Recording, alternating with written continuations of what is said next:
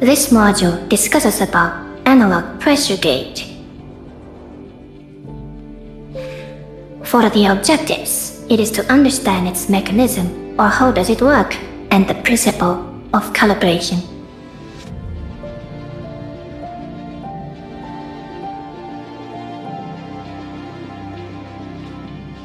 First, we are introduced to what is named as the Bourdon pressure gauge, which mainly consists of pointer, dial, gears, and Bourdon tube.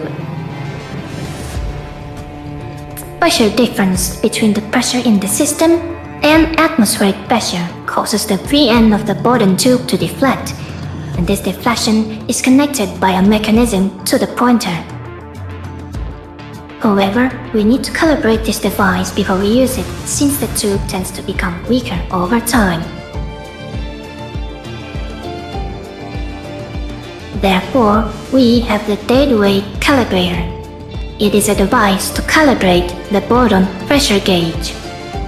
The main components consist of piston unit, mesh set, screw truss, and gauge to be tested. Its mechanism is basically using the proper fluid to fill in the hydraulic circuit of the device. A button is attached to the piston that can be loaded with mass, which generates force. The pressure developed in the cylinder is transmitted by a tube to the gauge. And here we have the schematic design of how the device works. And that's the end of this video. Hope you enjoyed.